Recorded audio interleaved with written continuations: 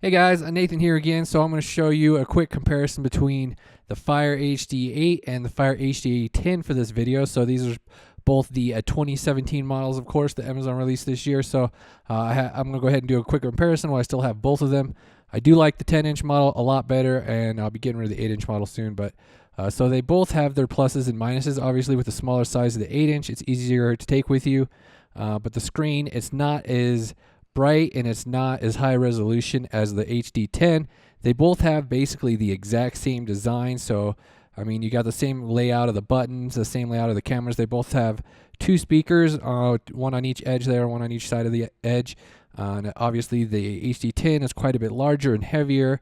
So, like I was saying, the design is basically the same. What it comes down to is the main difference is the screen. On the HD10, it also has an upgraded, faster processor and more RAM. It's got 2 gigabytes of RAM, but I can't say enough about the screen because it is a strong point of this device. It really looks good. Stuff like comics, got good color, crisp details. So, I mean, you can obviously read comics on the 8-inch version as well, but it's just not as clear with the lower resolution screen. It's got the 189 pixel per inch screen. So, and then the HD10 has 224. So you can actually, it's pretty noticeable when you have it in person. It's probably not going to show up that much on the camera, but like I was saying, they have the same, basically the exact same design. They're available in different colors. I got the blue HD10, so they got the same speakers, but the speakers are louder on the 10-inch version, quite a bit louder actually.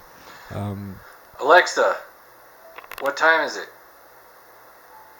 It's 10:03 a.m. So the HD10 has the advantage of hands-free Alexa. You can ask it questions, whereas the 8-inch model, you have to hit a button to ask Alexa questions. So let's take a look at a PDF really quick on the 8-inch screen.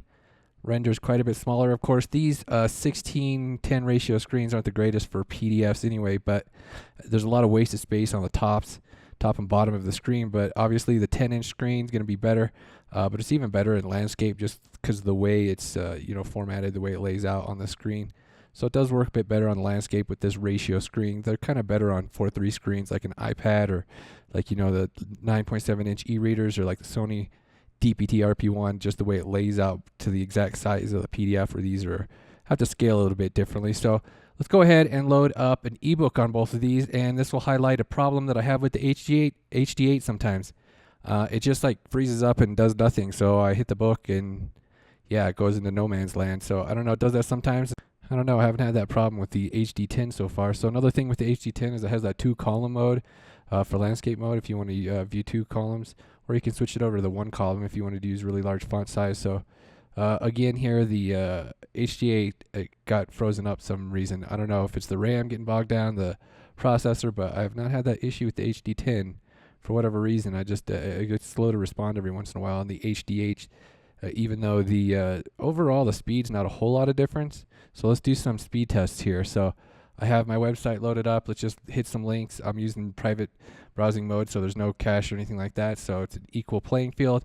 And the HD10 does load a little bit faster, but I mean, it's not a huge difference. The weird thing is though, when you're using this and you have multiple tabs open, it is more noticeably smoother and faster on the HD10. Than it is on the HD8. It does get a little more bogged down sometimes, even though like with the speed test here, they pretty much seem exactly the same, so it's kind of weird. So let's try Amazon's website. They got a little bit more complex stuff going on here. So yeah, HD10 does load a bit faster, but again, not a huge difference. But when you're sitting down using it, it really does seem to be a lot more zippy than the HD8 and the HD7, or not the HD7, just the regular 7. That thing's slow as nails. I can't even stand using that thing anymore. It's always not responding. It's worse than the HD8 about that. So let's just load up a couple other apps again. Play Store loads faster on the HD10. It's got the 1.8 gigahertz quad-core processor, whereas the HD8 has the 1.3 gigahertz processor. But, again, just sort of depends. So there's this table over on Amazon's developer website that lists the different specs. As you can see here, the Fire HD10 is on the left, and the HD8 is on the column over here, one over from it, because the Fire 7's in the middle. So you can see it's got 2 gigabytes of RAM. The HD8 had 1.5, and then we've got different processors here. We've got different GPU, and then the Wi-Fi supports AC on the HD10. They got the same like operating system. They're all based on Android 5.1. I basically got the same specs. The front and rear cameras are the exact same specs. They've got this wrong on the 5-point multi-touch. It's actually 10-point for both of them. So yeah, all these basically the same. They have that light sensor that automatically adjusts the light brightness on the screen. So yeah, that's just sort of like a look at the main differences of the specs on between them. So yeah, the HD10 does have the faster processor, and when you're comparing the price, you got to compare the 32 gigabyte version of the HD8, because so like this 32 gigabyte version is 149 and the HD8's 109. So it's basically a $40 difference between them, even though they got the 16 gigabyte version. The HD8 you can get for $79. And then they also have this other table with some of the other specs listed on here. You can see like the difference in the screen resolution. They both have the Dolby audio with the dual speakers.